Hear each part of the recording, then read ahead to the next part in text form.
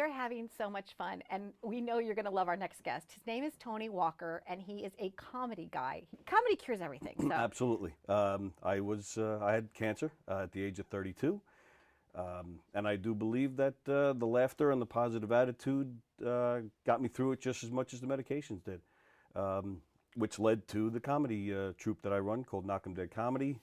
We do dinner theater, murder mysteries, game shows, kid shows. We're not stand-up or anything like that, just comedy shows, variety shows. So you go to restaurants and where else? Like theaters? Restaurants, private parties, corporate events, fundraisers. Did I say fundraisers? Fundraisers, firehouses.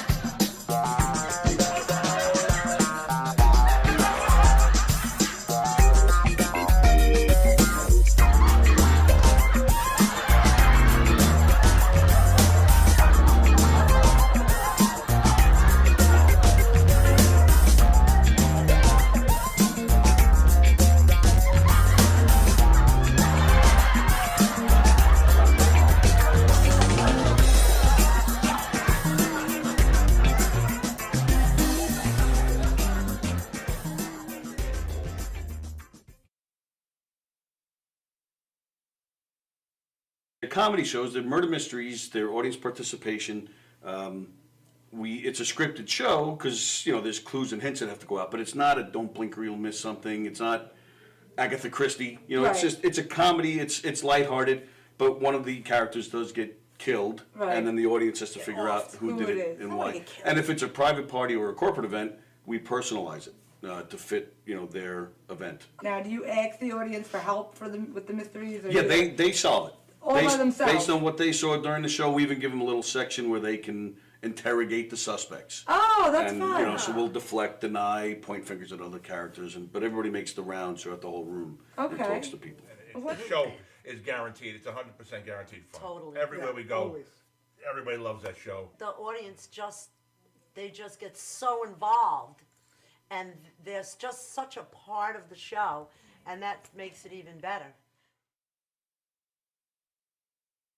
Other things that you do aside from mystery. we do game shows. The game show, we have a podium with lights and buzzers and sounds, and it's basically Like a trivia game show, or it could be, again, we ad-lib with that too. So they may want a trivia game show, but if we show up and they're a loud, boisterous group and they're a lot of fun, we could ask them to do funny physical challenges or do some karaoke or whatever, or name that tune, whatever we feel like doing, and they'll be willing to do. We'll take it there. Yeah. What movie introduced the phrase, "There's no crying in baseball"? Oh, wait. What letter comes after A? Go ahead. B is correct! Is there a favorite skit that you do that just still cracks you up every time you do it? We do a lot of audience participation murder mystery shows, comedic murder mystery shows. And there's two shows. We have a mob show. We're in New York. You have to have the mob shows. And we have a redneck wedding, which is just I have to come see that one. You're welcome anytime. Anytime. In fact, I even brought you a shirt. Growing up in St. Louis, Missouri, I have to say, you did? Oh, of course I did. Hey! That you will wear everywhere you go. In fact, I have a whole bunch. I'm giving one out to everybody. Everywhere I go. Okay. That's right. There you go. Knock 'em Dead Comedy. Oh, that's great. Can I Knock 'em Dead pretend I'm Comedy. drinking something? Excellent. Yeah, you can pretend like you're drinking something. I'm having fun on the set. We actually do put water in it when guests ask. Just we not do. But this if you guest. if you don't ask ahead of time, wait, this one's full of water. You ready? Nice. 1, 2, 3. All right, there you go. Johnny, you have a good time tonight.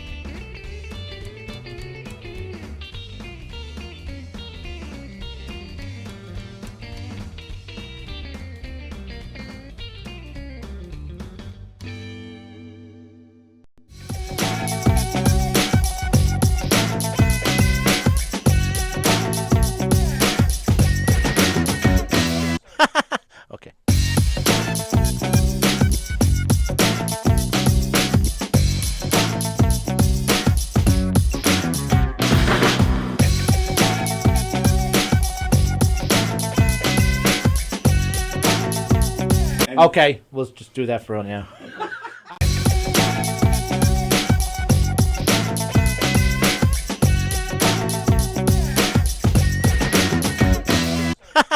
Okay.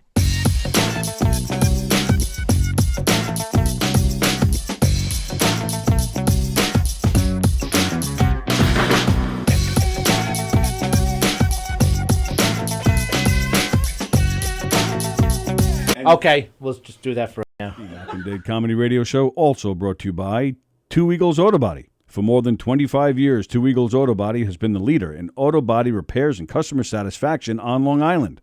Two Eagles Auto Body handles every type of auto repair, from custom applications and restorations to repairs involving insurance claims. So call Two Eagles Auto Body and ask for John Rossi at 516-328-2527. The Knock 'em Dead Comedy Radio Show also. The Knock 'em Dead Comedy Radio Show is brought to you by the Roslyn Social, North Shore's premier rooftop lounge, located in the heart of Roslyn Village at 1363 Old Northern Boulevard. Give them a call, 516-801-4963, and say hi to Nick. Fantastic food, great atmosphere, just a great time all around.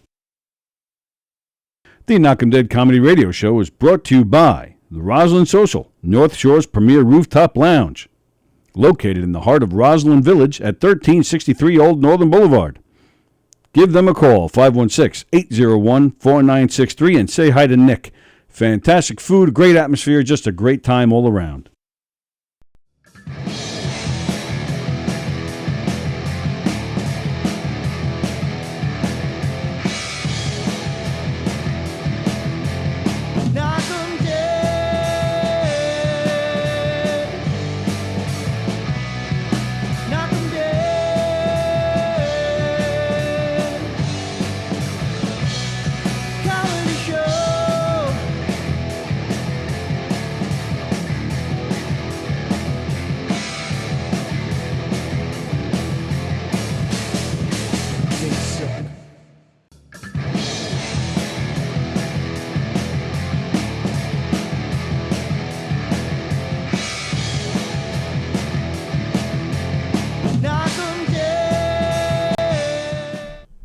Hello, hello, hello. Let me make sure this is even working. Hello. Hello. There we go. Okay. Hi, everybody.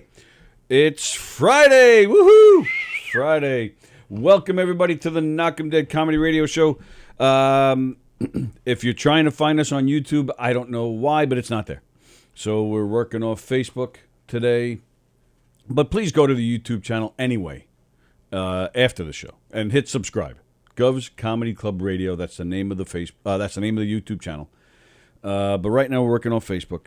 I see Nikki there. Hello, Nikki. I'm not seeing any other comments. Maybe Nikki's the only one commenting. Well, Nikki's saying Happy Friday. Happy Friday, everybody. Hello. That's right. Welcome to the Knock 'em Dead Comedy Radio Show, coming at you live from Governor's Comedy Club right here in Levittown. The legendary Governor's Comedy Club, where Tom Cotter is playing this weekend. Joe Maffa's on the patio. Tom Kelly's in the little room. Megan Hanley's playing the brokerage in Belmore this weekend, and she is hot. She's funny, and she's hot. Comedy is still back. That's right. And she's into sports. Then who's playing?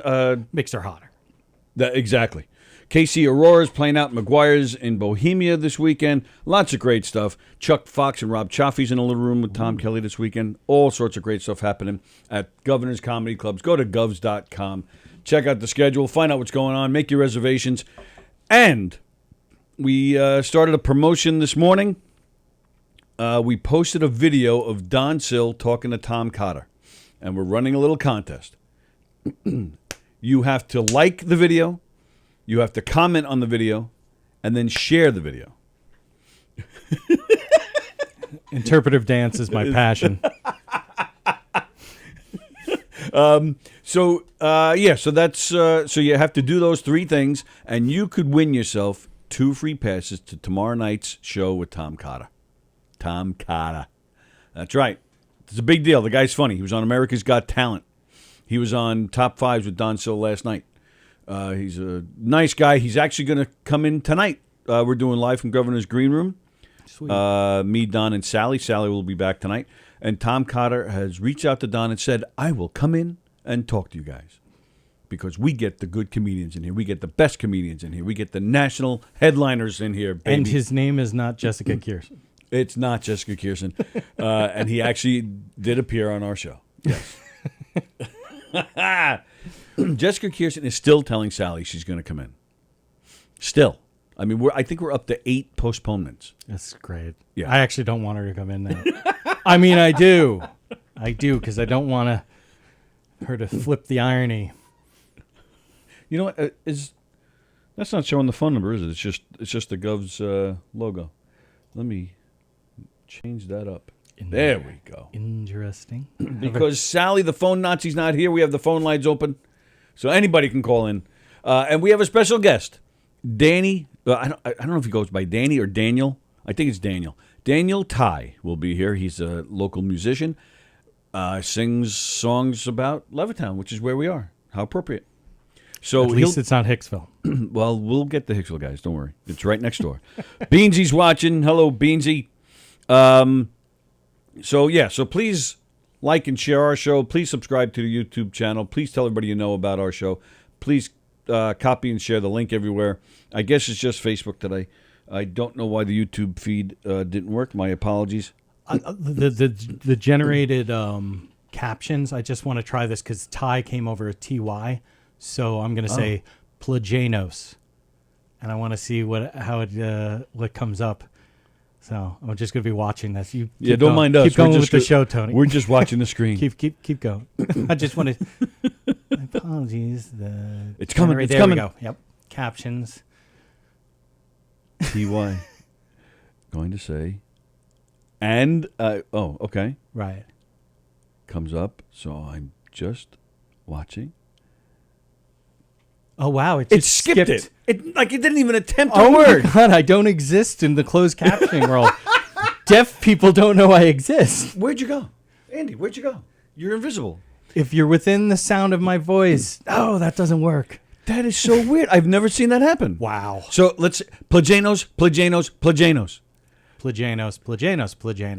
If you're confused what's going on, sometimes you look up at a screen when there's no sound and the words will just come up on the bottom, the closed captioning. So Andy said his last name, Plagainos. And, sometimes if it doesn't understand a word, it'll still have something there. But it just went blank. I've never seen that happen. Poo. Is that what it said? Poo. Look at poo. I see it. Poo. Oh, my God. Now it's fucking making fun of me. Oh, my God. I didn't think I could actually feel worse. To be honest, I didn't feel bad about it until it just called me poo. Andy Poo is here. Poo. Andy Poo Plagainos. Yeah. There it is. That's my boxing, like Boom Boom Mancini. I'm Andy Poo Plagainos. That's your new, you got Dracula, not your new comedy character. Moniker. I'm going to see Billy tonight. He's going to die. So when I promote the show next week, because I always, throw you in a picture. Yeah. I'm going to use a picture of the shit monster from Dogma. Andy Poo Plagainos. Hell yeah. I mean, I guess obviously the auto-generated closed captioning called me that. That's who I am. I've been fucking this up this whole time. And tomorrow, the big day, you make your Knock 'em Dead comedy debut. I do. So at the end, when I introduce all the cast members, Andy Poo Plagainos. Like I needed more sounds in my... Patrick is my middle name. So is that right? Patrick Plagainos, APP. But that's my brother is Timothy Allen Plagainos, TAP. It's cool. It's cool. That's cool. Plus, I'm Tim Allen. That's cool. App. Like it's did you get the Andy app? Well, that's now it's okay. Even appetizers weren't called apps when I was a kid. Right. When we were kids, they were appetizers. Or they didn't even call them starters. They would just call them appetizers. I honestly don't even remember appetizers being a word. It was just here's food. But so I'd be like app. Like there's a street in Port Jefferson Village. Starbucks is on the corner of Main Street and Arden. And there used to be, where Starbucks is, it used to be a hotel. And it's actually where my parents, my mother and my father, my actual biological, I have to make that because my stepfather, I call him part of my parents. Like, right. They had their wedding reception there. Okay. But it's now a Starbucks, and there's a club upstairs. Well, it was a club when I was young, but now it's called Barrito. But the before it was Barrito, it was called Arden Place, Okay. which to me sounded like somebody who does have like a hearing problem trying to say garden. Arden Place. Arden Place. But yeah, sorry, deaf people. Well, you don't know who I am. Well, see, but they see. We were talking before we went on the air about karma. You said you didn't believe in it, but there you go. That's karma. They're Googling poo poo poo poo poo right now. And they're actually signing to each other. There's a guy with I saw this guy on the internet. His last name is Poo Poo. I have no idea. Is that real or was that a fake? No. This is the only thing. Somebody had taught me this years ago, and I don't even know if it's real, but I just loved it so much. It's a you stupid fucking asshole. Or some whore. No, whore. I was going to say asshole is like it's like, I think this. You stupid fucking whore. That's it. Whore? Yeah. I don't know. And it may not even be right. It's kind of like the Russian girls that we were hanging out with in Korea. Me and my buddy with these juicy girls, which that's a whole other conversation to get into. Basically, the go-go dancers. Let's call them go-go dancers. So we're hanging out in this bar with these two go-go dancers. Not the place they worked. We were actually... So this was like a coup. We were sort of like the pimps, if you will. There's a lot going on in this story. And I will. But the girl... My buddy Billy Bender... says, now that's a name. Yeah, no, and he's a character and a half. Billy says to the girl he's with, and he's like, hey, what's the worst thing I can say to you? Now we're 22, to give you an idea. What's like the worst thing to say in Russian? And thinks about it for a second. They look at each other. They kind of have like a quick conversation. And she goes, "Poshel nahui." And we're like, what is that? "Poshel nahui." And we're like, oh, okay. And so Billy's like, doesn't even look at her. He looks down at the table, and he goes, "Poshel nahui." And she fucking punches him. Wow. And he's like, ow. She's like, don't fucking say that. And he's like, I'm just repeating what you said. Yeah. Didn't you just say that to me, technically? Do I get to hit you now? And they were like, and I was like, I looked at the girl I was with. She's like, don't try to say. I'm like, okay. No problem. Okay, no problem. But it really is. It's like, here on Long Island, you'll hear people say, go fuck your mother. Right? And it's like, it's actually more of like a term of endearment. Yeah. Like nobody really uses it as a, right. No, this is go fuck your mother. Like actually have sexual intercourse with the person that you. Yeah. Yeah. And so we learn, and you never know, like much like that sign language thing, there's a lot of things that I imagine are not what I thought they were. And I'm open to that. I'm not going to defend them to the fucking end or anything like that. I'm an expert in nothing. But I came home on leave for my brother's wedding, and I went to an Islander game, and I would always splurge and get like 5 rows up. And it was warm-ups, and the Red Wings were playing, and Sergei Fedorov skating around. And I'm like, let me fucking try this. Poshel nahui! Oh, no. And now these guys, no matter what you yell at them, they never look, right? Right. Until now? Sergei Fedorov, this is exactly, because he was like, he had like his shoulder to me, kind of like this. Yeah. And he goes, I'm like, oh, it's legit. Oh, that worked. Wow. I'm like, this is great. Dude, that's what I love about you. I wouldn't even think to do something like that. Well, you held I don't on want to be that embarrassed to be. It's like when my dad didn't want to curse, or maybe he got the riot act read to him by my mom when we were little, and so my dad's like a road rage embodied with a beard, and he's like he would yell turkey, call people turkeys when I was a kid. Okay. Use your sense, I tell you, turkey. But as we got older, he started letting loose a little bit more. But he still felt like some sort of weird, which is weird because my dad has like no filter whatsoever. And he's like, he started screaming dog vagina at people. You dog vagina! which is hilarious. That's great. And imagine an angry guy. Now you know where I got, like, when I do the... Yes. Yeah. And along those same lines. You won't be mad anymore. You'll just No, laugh. it's just like I have them be like so unsettled, like, that guy was going to yell at me, but instead he was blowing an imaginary dick, a giant imaginary dick, apparently. But, so I'm in the Air Force, and this guy is Filipino, one of my friends. Right. And he's like, oh, I wrote you all these. Is that our guest? I think so, because he has a guitar. He has a guitar. Yeah, come on in.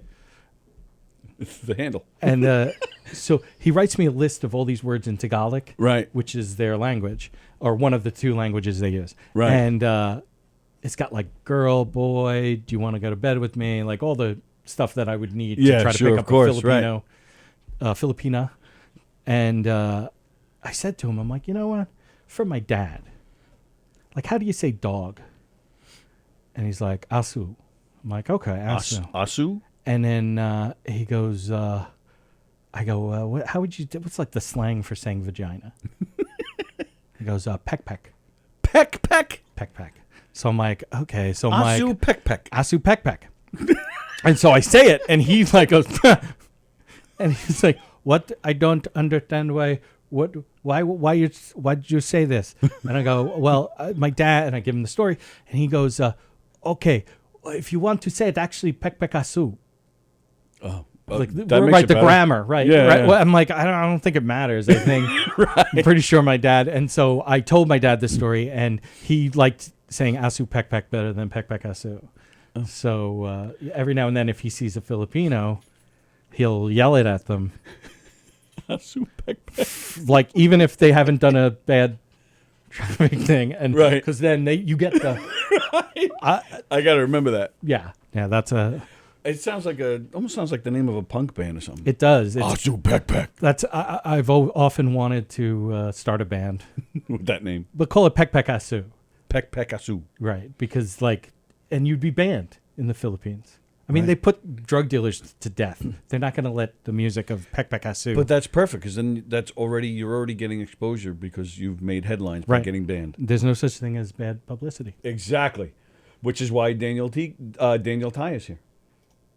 You need time? You want to? I need lots of time, and I also need everyone to lower their expectations. Trust me, yeah, we're oh, right they're there watching with you. us, man. Yeah, exactly. That's the important thing. The bar is as low as it's gonna get. It's in China. You know, I find that when I play out, I start saying lower your expectations. Right. I feel better. You know what I mean? Because they know I'm kidding, but really they know I'm telling the truth. Right. You know? Nice way to start the show, right? Telling people you're going to be disappointed.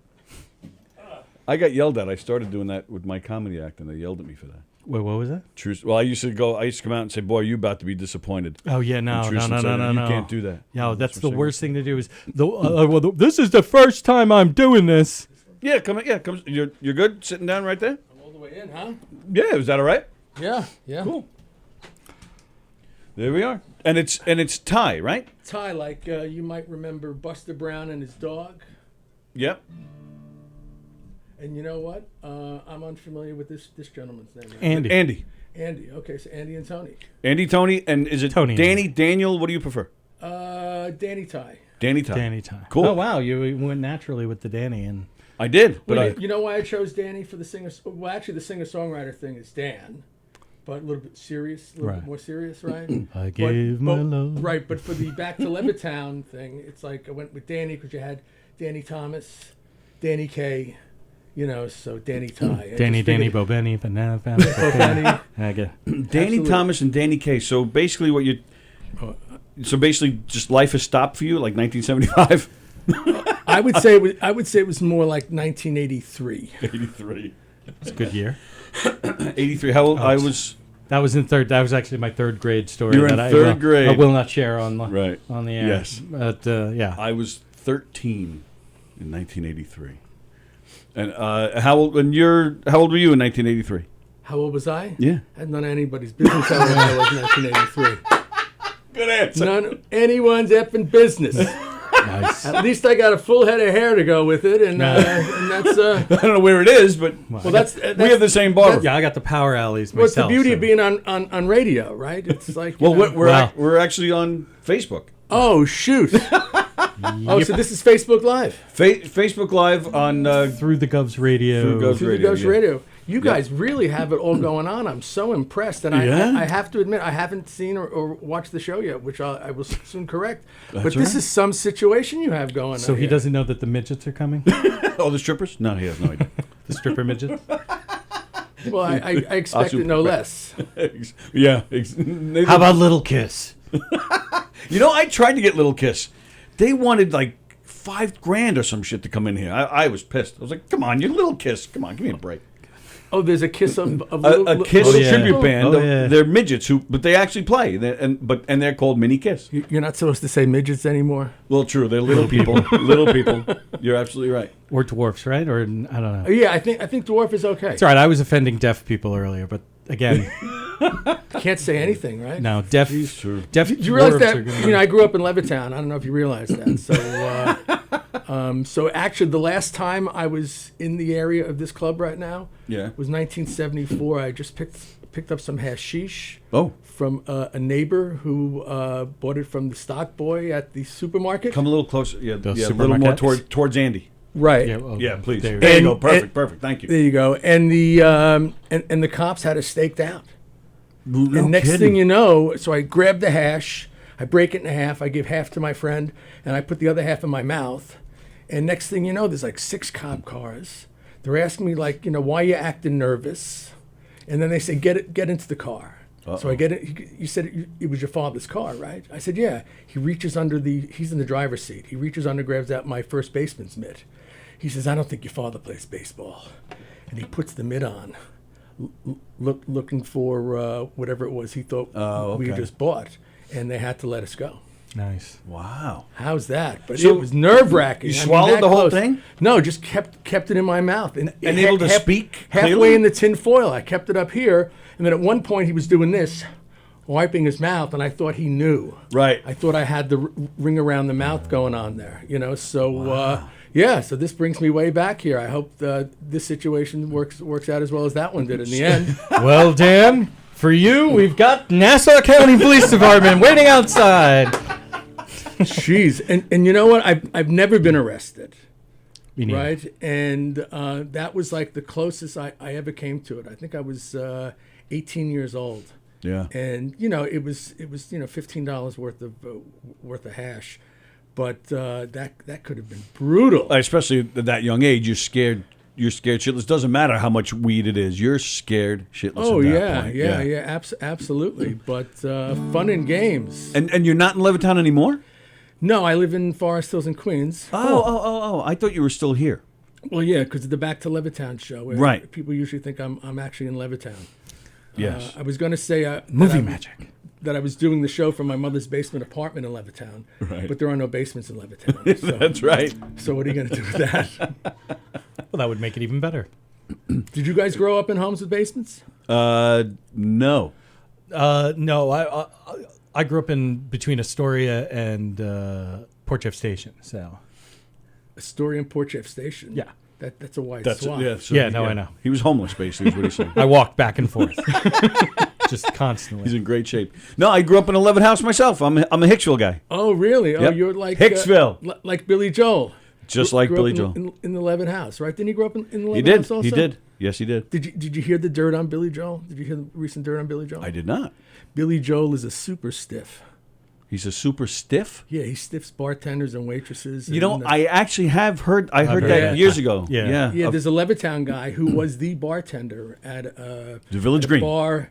Yeah, in the Village Green. I think it was called the Curiosity Shop. Okay. Years ago, and Billy Joel was in there, and he stiffed him, and he told him, "Look, don't come back here anymore." Oh, he stiffed him completely. Like, didn't even pay his tab. Yeah, nothing. Well, everyone was buying him drinks. Billy Joel Oh, comes okay, in. yeah. Next thing you know, all these people come in and kind of force out the people that were actually buying drinks. So they're just, buying Billy Joel drinks. And Yeah. then he says, where's the tip? And Billy Joel said, I am the tip. Look at this place. Jeez, And, wow. and that was it. But I also got it from other people, Right. as It's well hearsay. out in the Hamptons. So I've heard that before. I used to know a guy that owned a bar up in Port Washington, and he said Billy used to come in, and he was a horrible tipper. However, during the COVID, the quarantine and COVID and all that, Billy kept paying his band and his crew throughout the whole thing. So I forget the tip part, and I think about that. Just pretend he's European. Those people don't tip either. No. He's from Hicksville, pal. We will not pretend he's from Europe. He's European. Don't you Vienna. ever. Vienna. well, people from Levittown want him to be from Levittown because of the line in. Well, he says Levittown, yeah. Well, no, he doesn't actually say Levittown on the song. Well, no, I'm just saying. Well, The Village Green. He mentions the Village Green in right. the song. But so, in interviews and stuff, he actually says Oh, he talks Levittown about more than he Levittown. says Hicksville, because he tries to give just a historical aspect of where he grew up. he's 11 trying to houses and glean whatnot. the sex appeal of Levittown as being the nation's first suburb. Okay, The sex so appeal. It's self-serving. He's stealing Levittown's thunder. The Abe Levitt racist. He's trying to- Actually, there's a big backstory to that we don't Oh, have is time there? to go into. Yeah, because we were talking about it on the show just the other day. Right. It was the federal government said that if you sell to people of color, that they wouldn't make the financing available to move into the houses. No kids. I've never heard that. Right. So William Levitt, there was a big thing, and William Levitt said, "Look, I can cure I can fix the race problem with the housing problem. I can't do both." Wow. Plus the fact that, of course, Levittown wasn't the only community that was redlined, on Long Island or any other place, but because it had the cachet of being the nation's first suburb, it's kind of famous, Levittown. Sure, that, yeah. that it kind of became the redheaded stepson of redlining, which is, it certainly isn't their best day, but it kind of isn't fair that all the heat came. Well, just I down on appreciate Levittown. you clearing that up. I never heard that. Yeah. Wow. Yeah. All right, so the perfect segue. So is that why you have a show back to Levittown? You have a song back to Levittown? Is that why you feel there's, that Levittown's an historic place? Well, the thing was that once COVID hit, Okay. right? We were all hunkered down, so I started to do Facebook Live hunker down shows, hunkering down with Danny, right? And then Got into trouble when you realized the porn site? and So you decided to change the name? had to do something. So it kind of evolved. First, it became Levittown Live, and then I realized that this platform, it's free. I get to do this thing for free. Sure. And there's 4 Levittown alumni groups that I can promote it to for free. Right. And so it became, and especially, people of my age, the aging baby boomers, they're at a time in their lives when they look back and they reflect a little bit. What age did you say that was again? I'm kidding. Right, exactly. And I tell people Eisenhower was president, and let's just leave it at that, okay? Then it became Levittown Live, and then someone said that, me just sitting there talking isn't really live. And then it became I Remember Levittown, which kind of sounded like you want to go shoot yourself. and then it became just Back to Levittown, and it's become like a thing, and it's almost like a public service now. When we started off, we'd have like 3 people watching, and now when we go live, we have around 60 people. And Nice. And then we, with the replays, we do between 1,500 and 3,000 views a week. Wow. Very nice. Very cool. So it's something. It's a small pool, but they're incredibly loyal. Right. Mhm. Yes, Right, that's they- what we found here, yeah. Yeah, they're just really loyal, and so I'm on hiatus now. I took the month of August off. We did, I think it was 75 shows in a row, weekly shows. Nice. And so it evolved. I was doing comedy, more comedy, writing some bits. Right. And so then it became evolved into more of an interview show, Okay. and having notable people from Levittown that have a story to tell, and we have authors, athletes. Well, I know, and speaking with Billy Joel, I know you had Liberty DeVito on recently. Yeah, we had him on, and that was a bit of a stretch having him on. Because Seaford is south. Right, he's not exactly from Levittown, but he did rock the pool in Levittown. Mm-hmm. So we squeezed him in, and I thought it was going to be a big hit, Liberty DeVito, when we really promoted it, and we didn't get any kind of bump in the numbers. Actually, live, it went down a little bit, and you know why? Why? He's not from Levittown,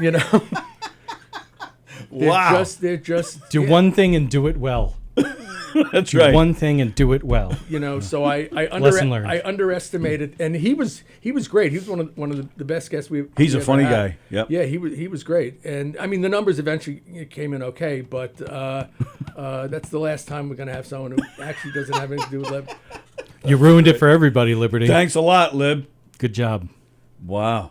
All right. Can we? You feel like playing the Back to Levittown? Oh, you want me to do the Back to Levittown song? Oh, well, you don't have to. You play anything you want.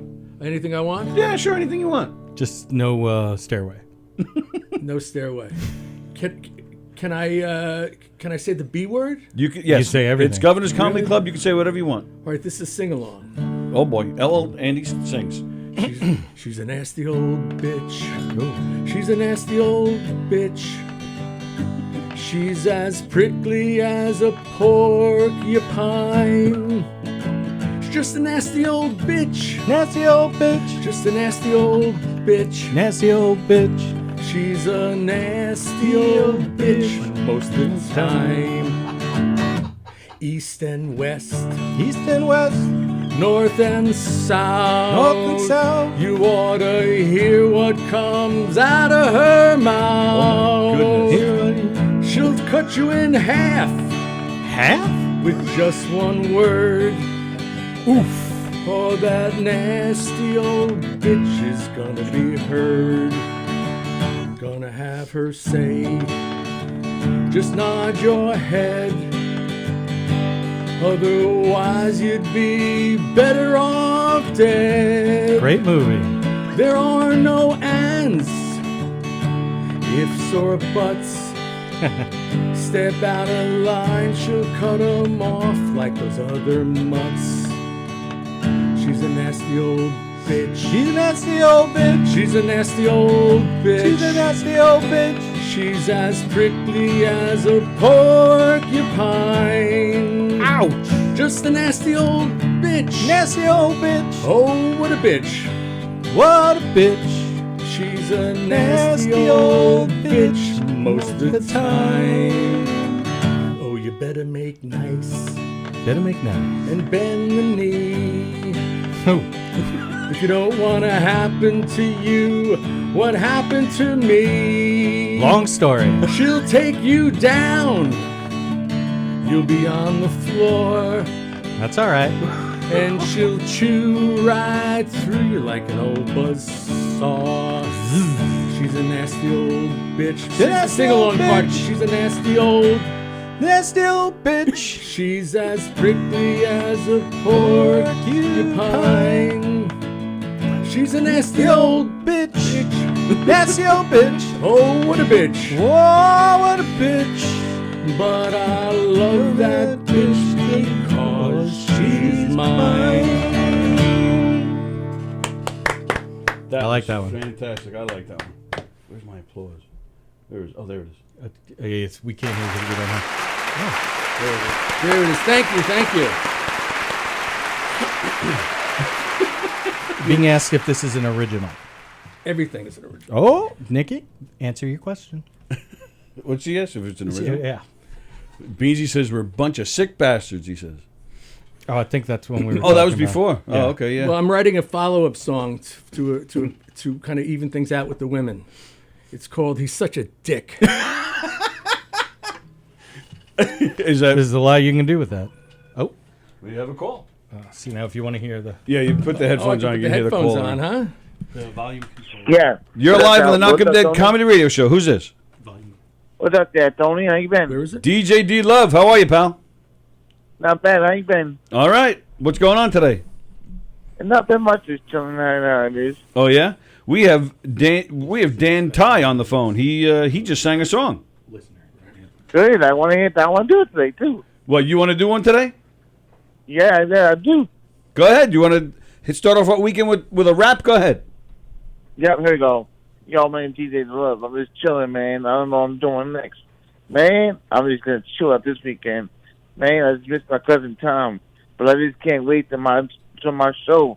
It's gonna be a good one, man. And I'll put the title belt on. But Joe, if you don't beat me, I'm bringing it home. But he don't got nothing on me. I'm calling you out, Joe. You don't got nothing on me. Yeah, Joe Beasy. Come on. I want you to come to the show. So I'm calling you out right now. Let's go, Joe Beasy from DJ's Love in the place to be. You know, I want to see you. I want to see you on August 20th. You don't come up? I mean, it must be a pussy boy. Whoa! Oh, hey, goodness! From DJ's Love in the place to be. You suckers! Yeah. Wow! You're feisty today, there, DJ. We only say nani here. You're a nani. Wow! So Andy's here, and he's going to be here when you come in on the 20th. That's good. What's up, Andy? You still lose, Andy. Thank you. My self-esteem hasn't taken enough hits today with the auto-generated closed captioning calling me poo poo poo poo poo. DJ, that's Andy's new name. Poo poo poo poo poo. Well, how you like to be in a loser again, Anthony? But you can't challenge me. Again, I've been a loser. Hey, Anthony, you can't challenge me no more because you're I know. I'm your hype man now. I got you back. So it's somebody else's turn now. So I'm putting a belt online too. All right. I'm putting a WWF belt on the line actually. Nice. So I guess you are the loser one. So I guess you can't battle me no more. You got to wait until the next round. The next round. So, all right. So, what do you got planned this weekend, DJ? Nothing. Just chilling. How I am. Just chilling and bugging. All right, chilling and bugging. All right, enjoy your chilling and bugging. Have a great weekend, pal, and we'll talk to you next week. Take care, man. You too, and I'll see you guys Monday. You lose. Hey, Anthony, I want to say one thing for you. One more thing. You loser. Thank you. Wow. Thank you very much. Sweetheart. We had a rap battle the last time he was here, and I lost. And you lost? Well, you have a chance at redemption in a couple of weeks when he comes back. I actually wrote and produced the first rap radio commercial. Is that right? That played on New York radio in 1985. Really? Lip sync Saturday night at Camouflage down in Old Bayside. Be anybody that you wanna. Bruce, Michael, or Madonna. You can prance like Prince or sneer like Idol. Strut your stuff, everybody goes wild for Lip Sync Saturday night at Camouflage down in Old Bayside. Wow. God, you couldn't make that up. I did. No. I'm talking about like the whole situation. Like the fact that it's a lip sync battle or lip sync like. Yeah, that was big. It was big back then. Big. Yeah, I remember that. Yep. Yeah. God, I love that. Oh, I'm so happy this is immortalized in digital. It was big back then in the 80s. I do remember that. Yeah, it was. I was doing promotions at a club called Camouflage, and we did the lip sync thing, and then we did a Cyndi Lauper Madonna look-alike dance-alike contest. Ooh. And this is when Cyndi Lauper and Madonna, they were just about equal in terms of their stardom. Right. Yeah, right? absolutely. So then we would have like 10 Cyndi Laupers out there dancing at once, and then 10 Madonnas out there dancing. And Lou Albano's. And we wished, but it was wild, and we gave away a life-size caricature of each artist from Village Voice artist Bob McGrath, and oh sure, it was something. We did the same thing with Springsteen, look-alike, dance-alike. It didn't quite go over as well. No, no. Yeah, that's not the dance club. Because it was him and the Born to Run. Born in the USA. Born in the USA time, right. So they all had the bandana on and stuff. Right. It wasn't quite the same, but the Cyndi and Madonna thing was great. It's like in Fast Times when they're like, we have no less than 5 Pat Benetars. Right. That's cool. That's one of my favorite parts.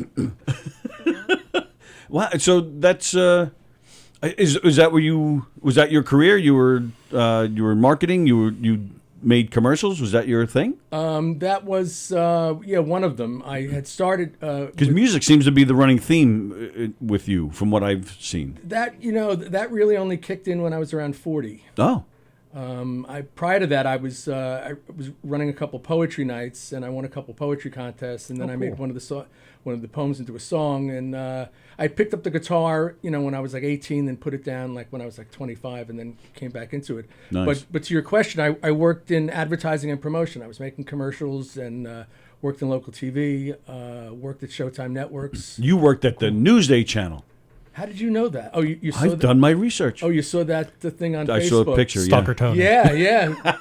Well, yeah. So Back to Levittown is basically just back to the Newsday show where we would do 3-minute, 2-minute infomercials, but we fashioned them like, do you remember those like PM magazine, those magazine shows? Yeah, sure. So I would do a rap. I'd be dressed up as a waiter and do a pratfall and stuff like that.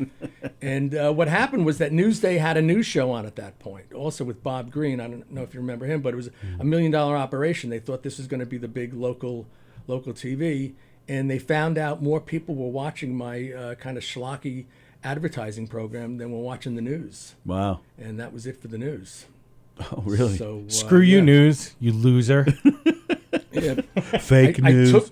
I took down Bob Green. Yeah. So so went from there to advertise. Do you remember Dial a Mattress? Oh, sure. Right. So I worked for the agency that used to do Dial a Mattress, and they're also the ones that really made Snapple such a big deal.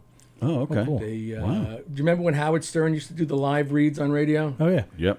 Right. So I used to write that information for him, and then I would write in jokes. No and kidding. then he would get upset that tell that guy I write my own jokes. I just want the information. Or Jackie writes his joke. Yeah, right. Right. Only right, Jackie right. writes my jokes. Was that is that going back to NBC when he was on NBC? You're going back a long time, right? Let me see. So this was the late '80s. Oh, all right. K-Rock. K-Rock, yeah. Yeah, it's K-Rock. Wow. And did you? But you just wrote the ads that he was reading. You didn't actually work like directly with him or in the studio with him. Yeah. No. Wow, nice. Crazy. And I wanted to ask because you have some songs that I saw on YouTube. You have one song about where you're kind of talking about liberals and how they don't do anything. Right. Do nothing liberals. Right, but then you have a lot of pro-union. And I'm a liberal. Right. That was my question because then you also have a lot of pro-union songs. Yeah. Usually, because usually liberal and union are usually hand in hand. So I was a little confused by that. So I thought that was an interesting thing to bring up. Well, when people hear this song, the liberals is the name of it. They think I'm taking a pot shot at all liberals. Well, really, I'm taking a pot shot at do nothing liberals. Because as a liberal myself and an activist, it drives me crazy when you got these big mouths on the internet, these keyboard warriors, and they think they're going to save the world, and they don't actually do anything. Right. Yep. Like everybody gets brave behind the computer. Right. Like do something. So what's there? I'm trying to remember the folk artists from the '60s. Who the state of Mississippi? Oh, Phil Oaks. Yes, Phil Oaks. Phil Oaks had a song that was sort of similar in nature of like blame a liberal or something like that. Like Yeah. I don't quite remember it, I'm but showing my folk chops. I know. I'm impressed. Well, this is a deep track right there. Well, he's one of the original like folky protest guys. Right. Yeah. That was interesting how we did that. Right. We're bonded forever, Tony. So when you say activist, are you? And I've seen some pro-union songs. So is it a labor activist or is it? Yeah, what I do is that I when I find out because I'm a teacher, I work for the Department of Education. Oh, cool. So I'm a high school social studies teacher. Oh, nice. That's how I actually support myself. Very cool. Life as an artist, you're really not in it for the big bucks, now are we, gentlemen? Well, that's why we're in here. Right. So what I do, so I'm UFT, United Federation of Teachers. So nice. When a union's on strike, I go there, I bring the guitar, and I sing my song, Have You Seen the Middle Class? Nice. Right. And then I walk the strike line with them. Very Wow, cool. that's fantastic. And and unfortunately, that's a rarity these days. Yeah. Yeah, well, it's like if you're not supporting, unionism gave us the middle class. That's right. No union, no middle class. Well, there really isn't a middle class anymore anyway. It's more like the working poor, which is the theme of my song, is that, paycheck to paycheck, living week to week, even with the overtime, the ends don't meet. Right. So, nice yeah, we got to support the unions. Oh, yeah. Nice. Do you, can we get that song? You feel like playing? And also, I don't know if you need, we got water over there all the way to your left. Do you want some water? I mean, we're putting you to work here singing, so I don't know okay, I'll grab it if you want. Yeah. I'll grab it. Yeah. Boy, you can feel guilty in a second. Why? Because the guy with one leg is going to go get him water.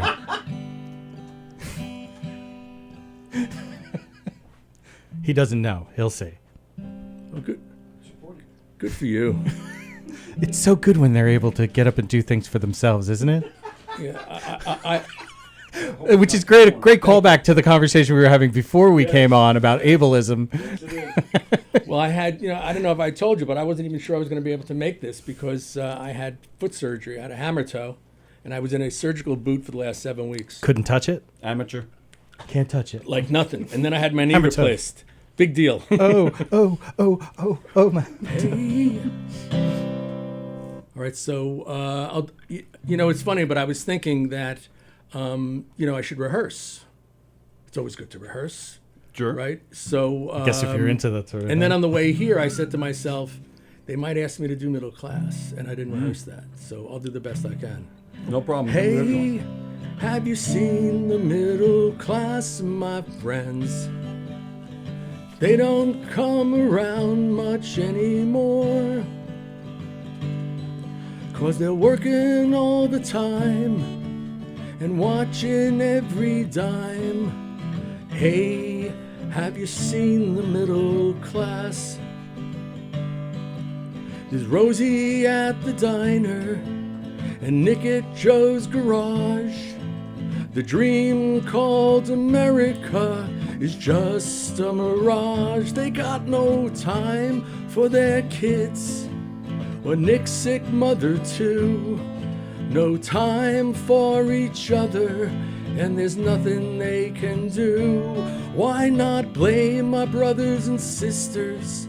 They must be the reason why you're never gonna own a home you can afford to buy. Hold on to your jobs at Home Depot and be glad you'll never have a lawn that you've gotta mow. Hey, have you seen the middle class, my friends? They're home again on Saturday night, 'cause they don't have any cash and they're going nowhere fast. Hey, have you seen the middle class? Nice. So Very cool. That's like like that one. that's like 1/3 of the song. Yeah. And one thing I've learned is always leave them wanting more than doing it too long. So especially for this show, 4-minute song. I mean, right on. Right. Some might. No, that's cool. No, we appreciate anything you're doing there. That's great. We love it. So where does the union activist come from? Is it a Levittown? Yeah, is it a Levittown? Does Levittown have anything to do with that? Is it being in the union as a teacher? Where's it come from? Yeah, that's very interesting. Well, growing up in Levittown, because it is a working class area. Yeah, my parents were Democrat, but Levittown was always very split. Republican, Democrat. I remember in 1972, I'm dating myself now, that I was one of only 2 people in my social studies class who voted for George McGovern. Oh, wow. And so I had always been, on the left. I worked for the state assembly for a couple of years when I got out of college, and growing up in Levittown and seeing how people, they struggled, each week. And I tell people, but even in those days, right? Even in those days, after 2 weeks. When you got paid every 2 weeks like you do now, right? You had money left over. Yes. They used to call it mad money or sock money or Yes. Rainy day money. Mm-hmm. But now no one has any money left over after 2 weeks. Right. So since 1980, with the election of Ronald Reagan, that the American middle class has been decimated. Yep. In terms of their buying power. I mean, look, minimum wage hasn't gone up in this time in 12 years. Right. So it's socioeconomic injustice. I'll tell you what got me, because I'm retired CWA, and when I first got in, I wanted to. I was 22. I didn't really 22. I really wasn't paying attention much at that age, but I started looking around and reading articles, and I saw something that you mentioned. Having rainy day money. and this was 30 years ago, where the CEOs of a company, back in the 70s, it was only it was a very small percentage between the highest paid employee and the CEO. It was 10 times the amount. But now it's or actually as of 25 years ago or so, it was up to 400% between. I was like, that's... It's even higher. I'm sure it's even higher. And it's ridiculous. Yeah. There's no need... Who can use that much money, And more power to them if they can earn that kind of money. I'm not saying people shouldn't have that money, but when it's at you take Amazon, for example. Bezos has enough money for him and the next 3 generations of his family, but meanwhile, he's not paying health care for his employees, and that's a problem. Well, that's a problem. Look at Walmart. Don't get me started on Walmart. You know all about Walmart. I know all about it, and I don't go in there. And to me, the most damning thing is that they don't pay their workers enough, right? So that their workers don't qualify for food stamps, right? So we're actually subsidizing Walmart, whose 8 families owns more money than the bottom 30% in the country. It just it's totally gotten out of whack. And my 7-year-old, we got into this conversation about how much money there is in the world, and I'd looked it up at the time. It was around $3 trillion, and I said to her, now imagine somebody who has the billionaires don't have there's no trillionaires yet, but imagine somebody has 1% of that. Only one person has 1%, and there's 9 billion people on this planet. And she immediately was like, "That's not fair." And out of the mouth of babes, right? Right. And I'm like, "Oh my God, she's got got income inequality figured out at 7 years old." Harvard is going to come and interview. We're going to send her. Live by yourself in Cambridge. What's your so you mentioned the minimum wage. So what's your response to people? Because you get a lot of people out there that'll say, well, minimum wage is not meant to be a living wage. That's an argument that you hear quite often. But that's not true. Minimum wage is supposed to be the living wage. People are living on it. That's I forget who it was. One of the right-wing politicians said, "What's this problem with minimum wage? Those jobs at McDonald's are just jobs for college kids." Right. Well, they're not. They're jobs for women with 2 children at home. That's right. Trying to keep a roof over their heads, some food on the table. Agreed. Who the education system have failed. Yeah. Well, as a teacher, I agree with you. It's a system. Yeah. That well, I mean, just at the last or the previous election, after this last one happened, that the education has failed because people don't understand democracy and they don't understand fascism. Yeah, and things of that ilk. Right. This is interesting. This is all good stuff.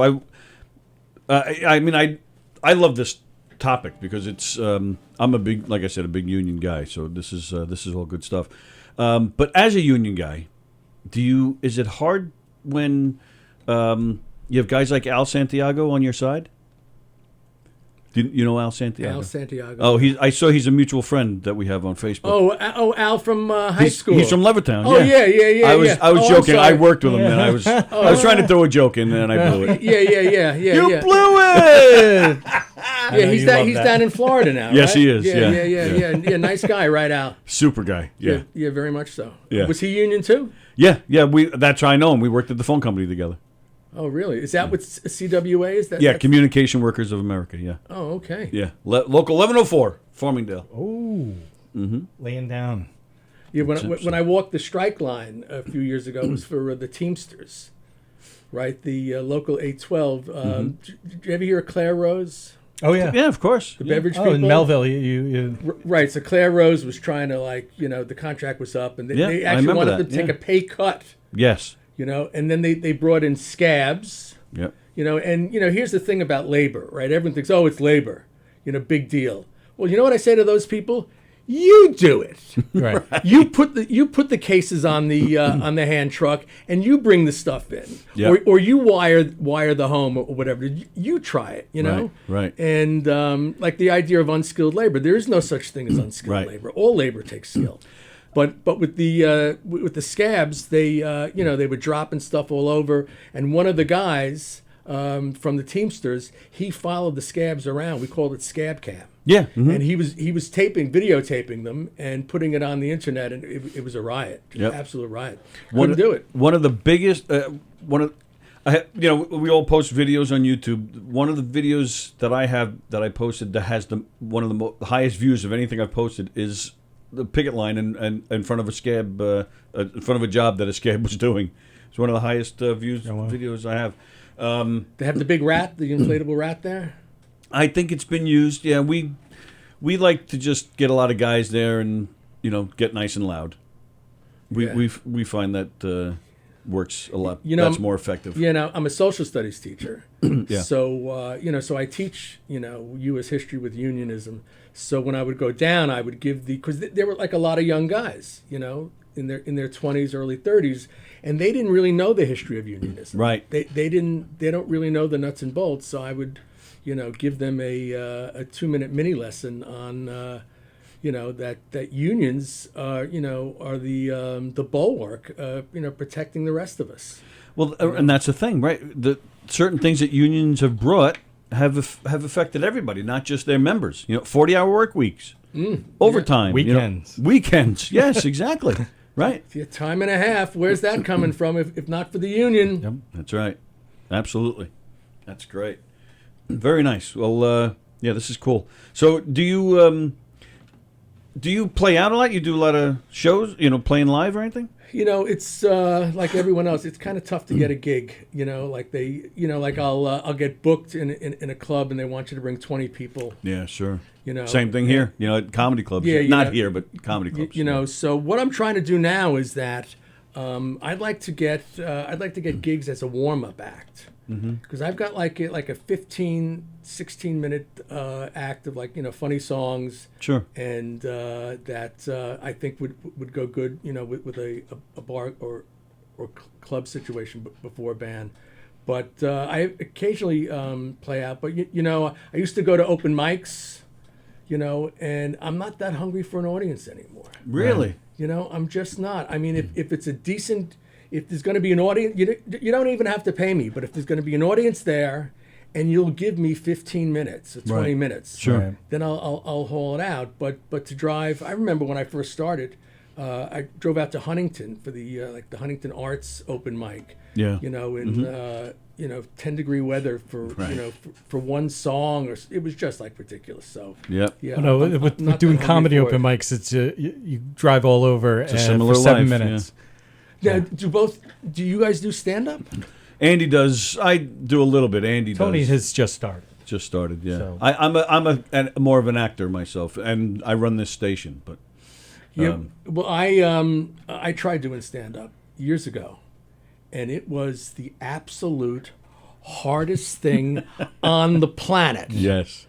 I work as a comic MC also, but it's like if I'm funny, it's great, but the relationship for a stand-up comedian, these people sitting there, saying make me. It's incredible. It's and you're up there by yourself. You got nowhere to go and nobody to lean guitar on. And, right. Artistically, I always find that it's because you're generating all of this from yourself, and you have to edit it and you work on it, and then you go up, and then you're in that combative environment of make me laugh. Well, how about when you go to an open mic and you got 20 other comics sitting in front of you waiting on their to phones. go, right, waiting to go on, right. No, it's necessary though, because that's what helps you when you get to those moments where you do have a combative audience, where you can sort of just press through. You can fly with it, and because you're just it's like dialing into the audience. Isn't that what they call it? Yeah, read the room. Read the room. Yeah. But my hat's off to you. I mean, that you do that. I mean, that's just the, and I thought I had, five good minutes. Right.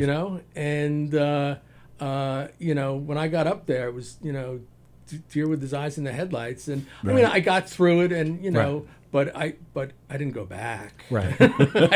I wasn't. I mean, when I started doing this out live, I would try and finger pick. and I was so nervous. Yeah. My fingers would jump off the strings. You know, my legs would shake. You know, it's but I just kept on doing it. You know, so Right. there you go. I find that here when the national headliners, like the big comedians, like there was one time Joey Cola was in here with Mick Thomas and John Bland and Bales, I think it was. Oh, right. And it's all these national headlining comedians, and they were just so quick with picking on each other and responding from each other. And I just sat here watching this. It's kind of the similar feel. Like I'll never, like that. I'm not that. You know? Yeah. You see how good that is. You're like, holy shit! But how do you do that? But Work, that's- right? Yes. Yeah, but work you and gotta work time. But like a also, dog. it's not about doing that. It's the whole finding your voice, finding out what you want to do, and just making it better each time. Like, and that's all. Like once you realize that you're not, because that's watching Chappelle. I always say that especially Chappelle's last couple of specials. I'm like you're gonna call me the same thing as this guy. Like I do these open mics in these shitholes on Long Island, and this guy is like, and it's so brilliant and well constructed and whatnot. That's not who I am. I'm gonna get up and I'm just gonna try to make people laugh. That's it. And starting from there, and now I'll do it in my own way and whatnot. Well, yeah, because comics, I mean, we're all original. So a comic, you know what I mean? Like, you've got something that he can't do either. Right. Yeah, you know, true. Good point. So is part of it like trying to find your character, your on-stage persona? Yes. That's absolutely, it's the easiest, or maybe it's not easy, but the best way to do that is to do a version of yourself. Like, right, because it's got to be based on something you know. Because if you are trying to do something else, you're acting, and it doesn't come inauthentic. through as authentic. Yeah. So that sounds like what that's happened. why I do Dracula.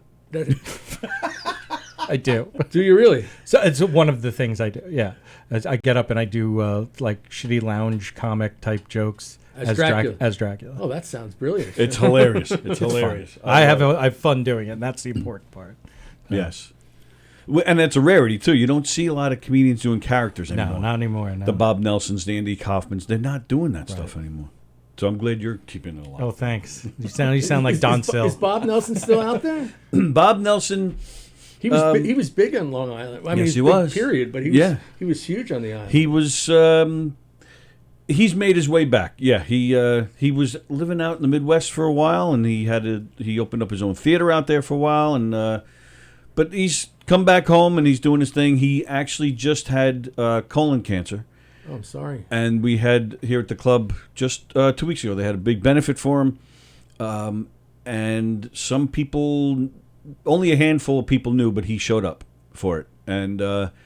Huge thrill for me. I saw him back in the 80s opening for Rodney. Huge fan. He was big. Bob Nelson was big, man. He sat right on that couch and went into some of his old bits and was reminiscing, telling some stories. I was sitting here like a kid. I was that kid in the 80s all over again watching Bob Nelson. I couldn't believe I had Bob Nelson sitting right on that couch talking to me. So he's got some surgery. He still has a little bit of a road ahead of him, but he's doing well. So it was...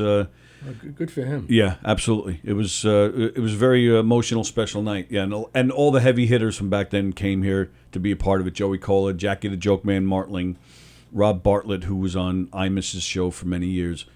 Peter Bales. Anybody that was around, if you followed comedy back in the 80s, they were here. It was great. It was really something. You know, I have a little history with Jackie the Joke Man Martling. Yeah. 1,000 years ago, I was, and I'm not proud of this. Okay, I'm telling you right now, I'm not proud of this. But I was refereeing mud wrestling. Oh. Out in the Hamptons. And some guy came up on stage and put his hand around my throat and started to choke the life out of me. And people thought it was part of the act. And then the bouncer threw him off because that was his girlfriend who was mud wrestling. Oh, wow. And I was running around. I forget what I was doing, but he didn't like what I was doing. And then, so I retired. I said, I'll just work the door or do the promotional end. And then, so they brought in Jackie, the Joke Man, to MC to referee the mud wrestling. Oh, really? And he was so much better than me. Because I was always a little embarrassed to be part of such debauchery. Right. You know? Right. But he was just he just got into it. For He a was second amazing. there, I thought you were going to be, and that woman was Jackie the Joke Man.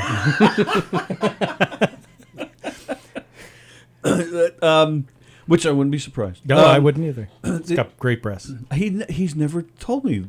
Now, that this he is was- going to be the next time Yes, he comes in. We'll have something to talk about. Absolutely. Did you know his act back in the 70s, the Off-Hour Rockers? Well, I know it now. I wasn't. Oh, they were brilliant. Yeah, huh? I used to see them at the Mad Hatter in East Quogue, and the Off-Hour Rockers were just brilliant. They were very musical, but very funny. Right. And they were totally unique. I mean, think of it like a comedy music duo that could really play and sing, and then also do the they had a Rubber Chicken. Oh, yeah. The Off-Hour Rockers. They were. I was surprised when they broke up. I mean, they were so No good. kidding. They were so good. He's gonna love that you had all this to say. By the way, Jackie comes in here with us often. Excuse me, and he's gonna love that somebody brought that Can't up. wait for the mud wrestling. That's going to be great.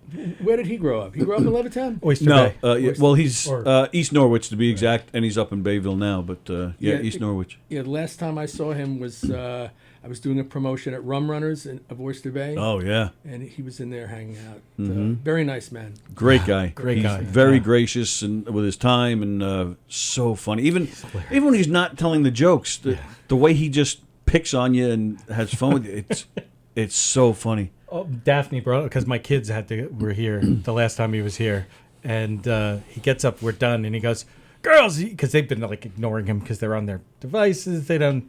And he goes, "Kids, you gonna miss me?" And Daphne, the little one's like, Kids don't lie.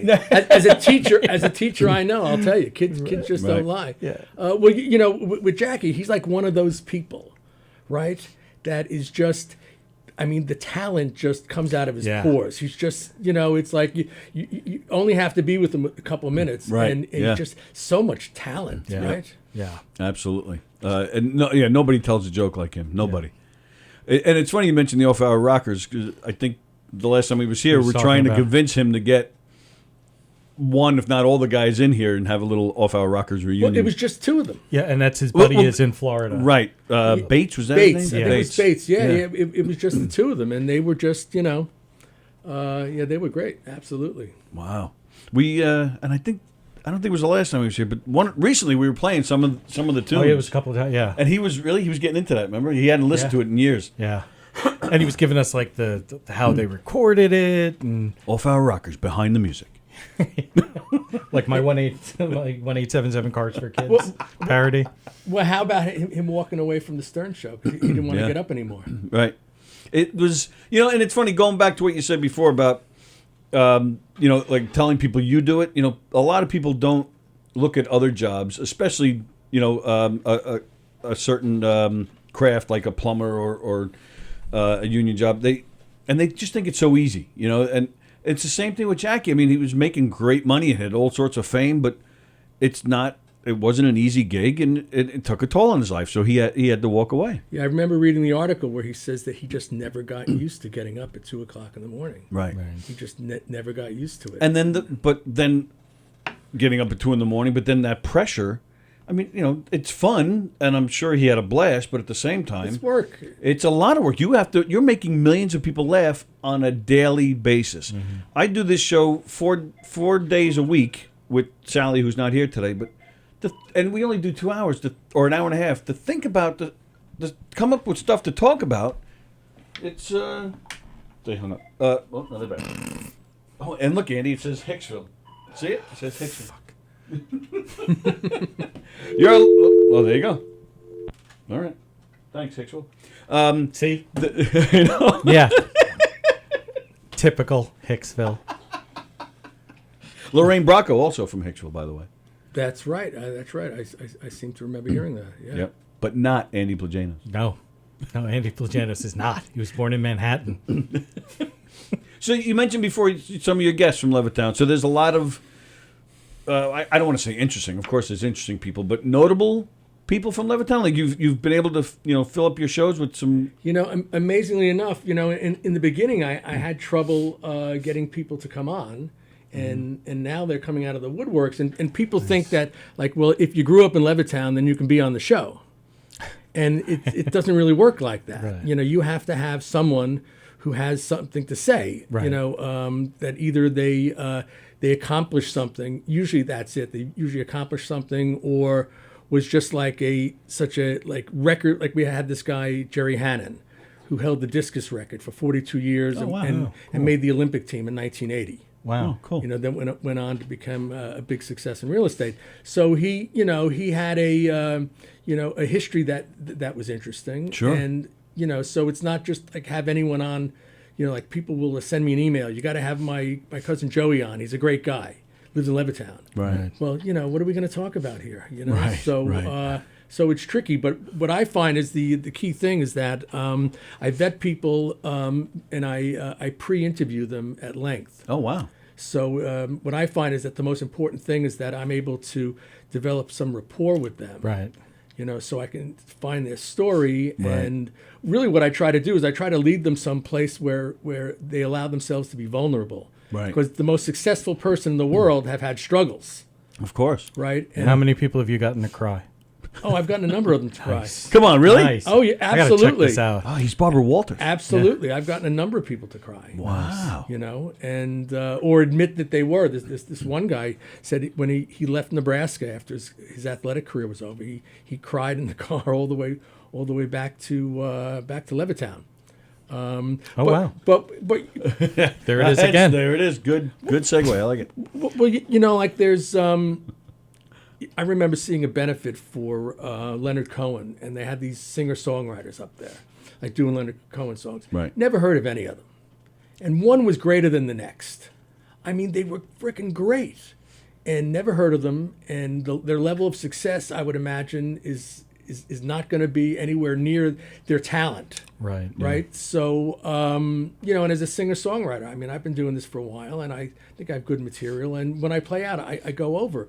But there's so many of us, But the thing I find with Back to Levittown is that it's allowed me to develop my craft as an interviewer. Sure. Cool. And to be able to make those connections, and then once you make the connection, with the person you're interviewing, then the audience gets to identify, and so that's what's been the most interesting thing about Back to Levittown. That Nice. I've been able, and I open up with the theme song. That actually was the reason why the thing really kicked off, because it has cultural references in it. Right. The video was cool too. Oh yeah, the video. Let me see. We were driving on cars. I can't do it in the middle of the song. Oh well.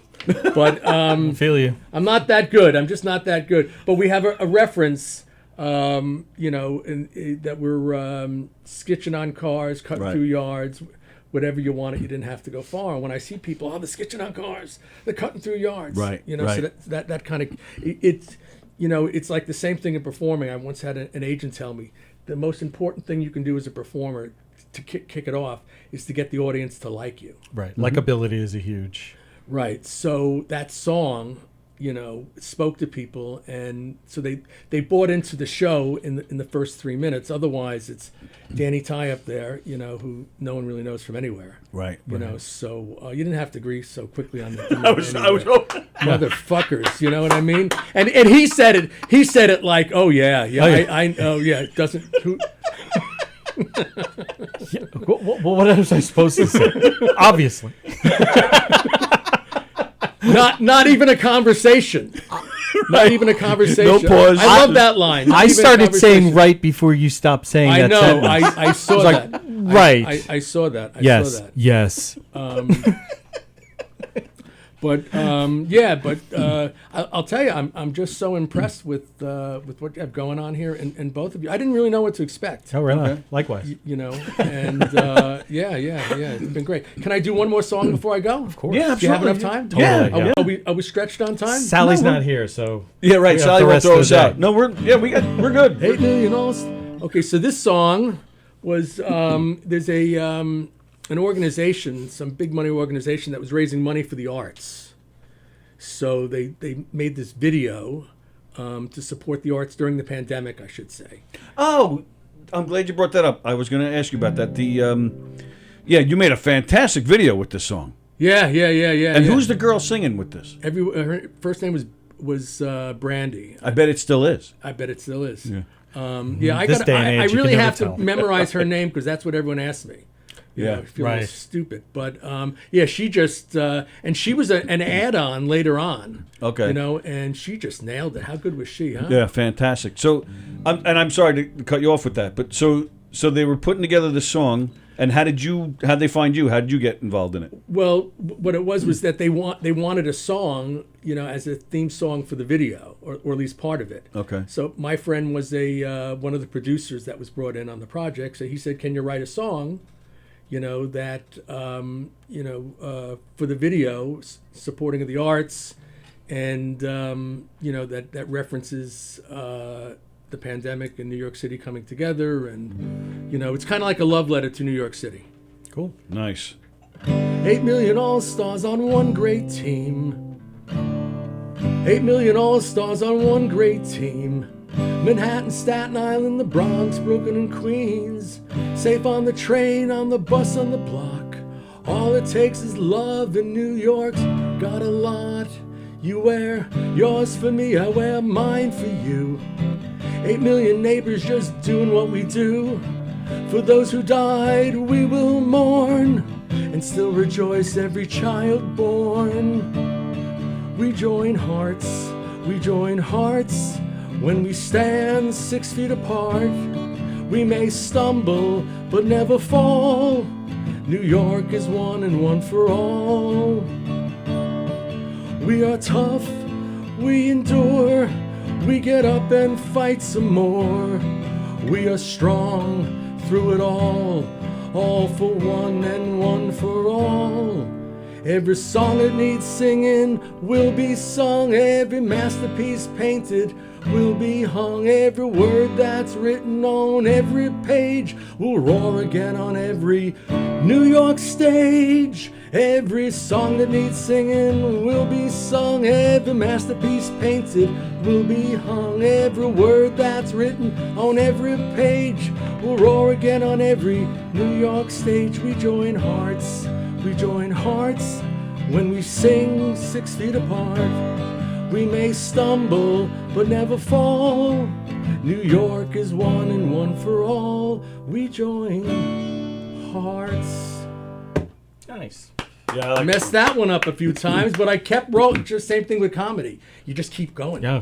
You can't break. You can't. They don't know. I messed up. Can't do that. But you can't even tell them. They don't know. Do you think you did not? The key is you mess up. You do that mess up again. They think you meant to do it. There you go. And they're like, "Wow, that was cool how we did that." That's the key You right there. mentioned that you're an actor also. I am. Yeah, I actually have I started taking acting lessons around 5 years ago. Okay. And then I got a part, and it was so much freaking work. The most work I've ever done doing anything. Yeah. It actually, I got vertigo during the last week of rehearsal. Oh my goodness. Yeah, it was just, teaching all day and then going to Brooklyn for it. So I haven't done it since then. What was the show? Movie? Play? What was it? Right. It was at it was for the Heights Players in Brooklyn. It's the preeminent community theater in New York City. Okay. And it was Broadway bound. Neil Simon. Nice. Oh, cool. So I played Jack, the philandering father, which is kind of not against type exactly. But I just got a bug in my head the other day. Let me see if there are any auditions. So there's an audition Sunday night. I'm going to audition, and I've been working on my monologue. And Nice.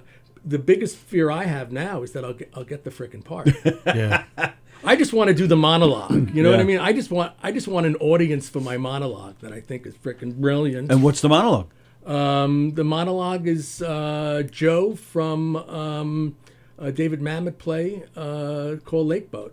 Oh, yeah, I'm not familiar. Okay. Yeah, so it's about this guy this seaman type of guy that just wanted to be a ballet dancer when he was a kid. Hey, watch it. Seaman ballet. You are so predictable. I should have said sailor. I knew as soon as I said that. It wouldn't have been any better. So do you still act? You still audition? I do. I'm getting a lot of extra work these days. Anybody that needs an amputee for a scene. So I'm happy to be typecast, 'cause it gets the work. But being an extra is, I mean, again, to go full circle with unions, because I'm not in SAG, the Screen Actors Guild. So you get treated completely different on a movie set if you're not union. So it's a tough life, and you get, you do.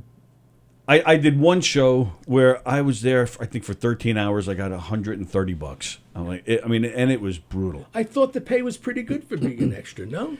If you're in the union, you get a higher pay scale. And how do you get in the union? Well, there's I think it's $4,000 entry fee, and then there's dues, but then you also you've had to say X amount of lines, through the years, which I've never had. You need a part, yeah. Yeah. So son of a... I was doing a lot of extra work maybe 2 or 3 years ago. Again, all amputee stuff. I got to be on Amazon had this series called Hunters. Al Pacino was, I think it's the first TV series. I've seen it. There's a big close up of me in that show. Really? What episode? The one where the Vietnam vets are all sitting around. Yeah. Sharing their experiences, and the black dude and the like disco dude. Oh, really? Are there, and like they relate. The actor, the one who's the actor, and and he tells it's the scene where they go in and cool.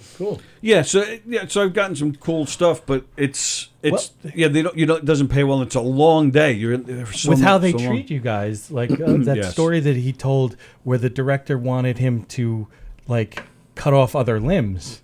Yeah, was unbelievable. And they I can't willing to believe do that it he right would then even and ask there. that sort of thing. And then because we're not union, they take that limb, and that's what they feed the non-union guys with. And it would have been a non-union doctor, right?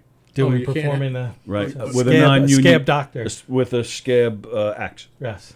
No, in all seriousness, they do. If you're not SAG, you have to wait to get any food. All the union guys have to get the food first. By the time we went up there was, literally scraps. I took a look at it. I just went back to my seat. Well, I'd like to say that sounds like anti-union activity because there's working men and women there, and the fact that they're not in the union doesn't diminish their humanity and how they ought to be treated. I'll give you that. So I'll give you that. Yeah. But it's you bring up an excellent point, but at the same time, I'm all for these guys joining the union. So absolutely. But there's you would think that there'd be a little middle ground. To, on a union job, that the union would want to make sure that at least the non-union people would get a modicum of respect. But on the other side of that, I did another show.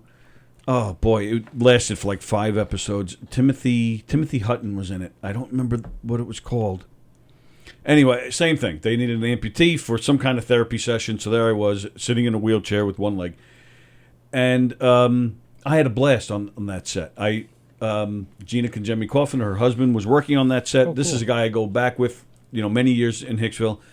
So I knew him, and I actually ended up meeting a couple other people that I knew that I didn't know would be there.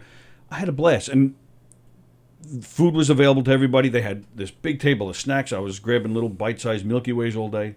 I had a great time. So it's really hit and miss. But the life of an extra is that very hit and miss. You're there for hours to do a 5-minute scene. It's not an easy life. They did say to me, because I was doing so much extra work, they did say to me, "Hey, you can't do so much anymore without joining the union." But I didn't. I think it was $4,000 they wanted. $4,000, and I just no didn't have it. guarantee you're going to make that money back anytime soon. Well, that's gigs. But that's the life of an actor. To pay that kind of money, there's no guarantees for anybody. So my favorite part of that story is you cannot Milky Ways? remember. You cannot remember, but yes, you remember that you were getting bite-sized Milky Ways. I can't remember the name of the thing. It'll come to me. Did you ever hear the story? The guy who worked in the circus, and he was in charge of cleaning up the elephant dung and also giving the elephants suppositories when they became constipated. That's called job security. So he's for his own amusement. He's talking to his friend, and he's telling his friend, what he has to do for work, and he says, "That's terrible. Why don't you just quit? He said, what, give up show business? Right. Right. Yes, famous. Almost Family. That's it. Oh, look at Almost that. Family. You said Famous, which made me think of Almost Famous, and then boom, Almost Family. The movie Almost Famous. I love that movie. Yeah, great movie. I'm a golden god. That's the one. It might be one of the greatest movies of all time. Absolutely. Yep, I agree. And when they milked that Elton John song, Yeah, huh? they brought that back my into God. consciousness. Yeah. Oh yeah, absolutely. Yeah. What was the name of that actor? I really like him a lot. Who played the lead? Billy Crudup. Billy Crudup. Crudup. Yeah. Love Billy Crudup. Yeah, he's good. I was just fantastic. watching Sleepers with my son the other day. What Great a movie. great movie, and he's got a big part in that. Did you ever see Sleepers? No, I'm afraid Oh, not. De Niro's in it. Dustin Hoffman. It's like all the young hot actors from that time. From the mid-90s. Mid-nineties. Oh, is Brad this the Pitt. one where they're made up? Jason Patrick. Where they're made up to look older and younger? No. No, because this is like basically a like the church sex scandal, like Okay. like kind of like that, but it's from like a He's trying not to give too much away. the level of the kids, Oh, okay. Heavy drama, but an excellent movie. but later like what happens to them. Right. Oh, and it's another great Kevin Bacon Kevin linking Bacon's in it. linking movie. Yep. Can't stand Kevin Bacon. You know what he once Everybody did? loves bacon. I'm working at this store, this high-end store in East Hampton, and they have pre-made sandwiches. Is there anything you haven't And done? Kevin Bacon comes in, Yeah. right? And he says to whoever he's with, he says, I'm going to have a sandwich made. And she said, no, they don't make sandwiches. They're all pre-made. Right. So he says, they'll make a sandwich for me.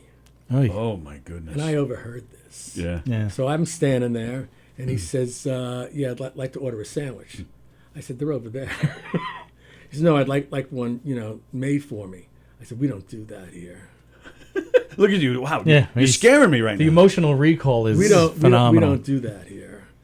And he backed You probably right off. can't see it, but his jaw shifts. Shifts. And there's almost like a Clint Eastwood. Both times he said it. It wasn't even like it was just the one time and then he kind of let it go. Yes. That's a huge emotional recall. We don't do that here.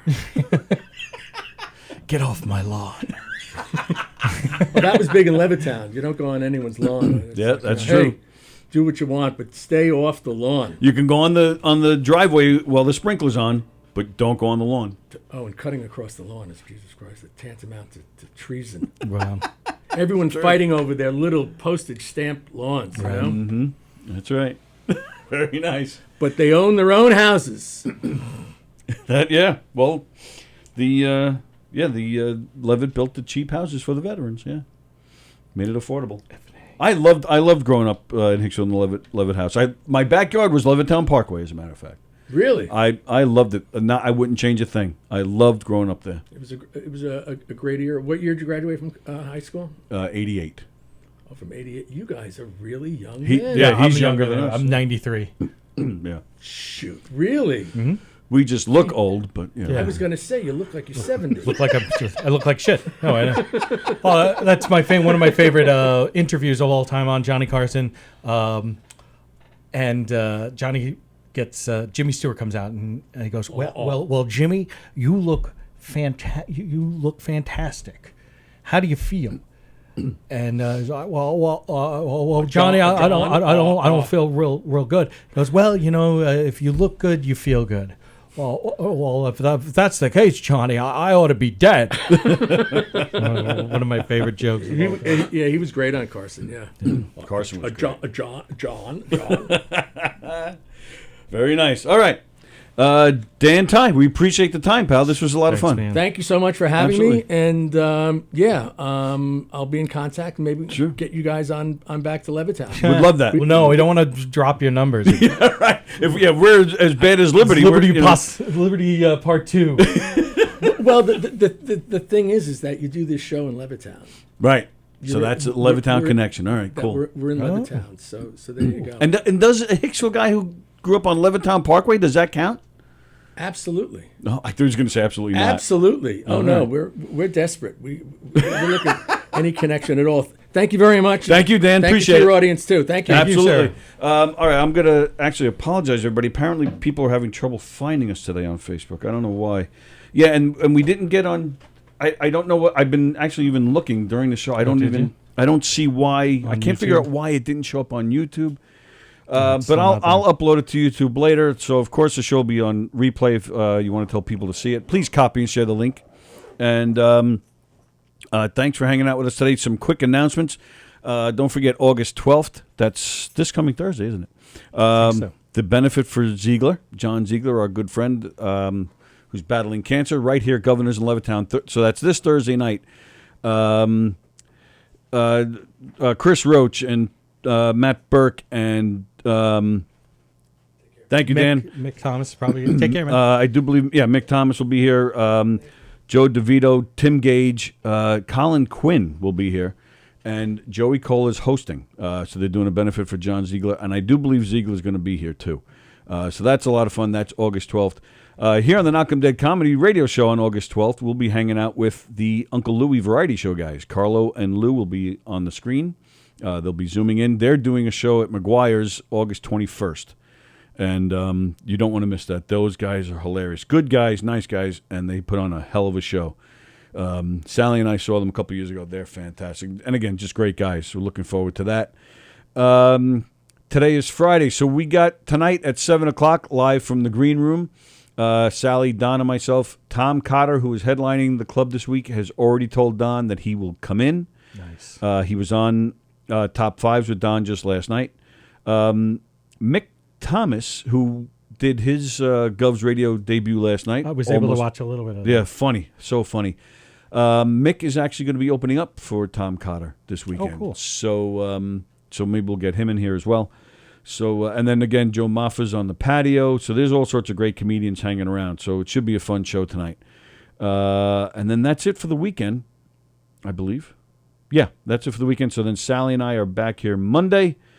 And then, so we're back next week, and then the week after, the week after, in case I didn't tell you, we're not in here. No show, so not next week, the week after, the studio is actually going to be closed. They're going to be doing some tune-ups. Mike O'Toole will be in the room here tuning some things up and just doing a little maintenance. So DJ D Loves, wasn't it supposed to be the 20th? Oh, shit, that's his show. All right, we'll be here that day. So, so you're not off that week. Why did I do that? Oh, I totally forgot. So we'll be off that whole week. So after next week we'll be back August 20th. Wow, I forgot all about that. I really thank you. You just saved my ass. You just sweet ass. A little hairy, but and then so on Monday we'll be talking about the big debut, Andy Plagainos' performance with Knock 'em Dead Comedy. The hairier the ass, the sweeter the berry, something like that. I can't. I don't know. I might have fucked that up. It worked. It was funny. Right. Once you go black, you never go back. Thank you, Joan, for watching today. Thank you, Mickey. Bosie was watching DiFilippo. Of course, Lynn Riley said she finally made it. So thank you guys. Beansy, of course. Thank you guys for hanging out with us today. We'll see you tonight at 7. And but, of course, the Knock 'em Dead Comedy Radio Show will be back Monday at 1. Thank you, pal. We'll see you next week. Yes, sir. All right, that's it. Everybody, take care. We'll see you.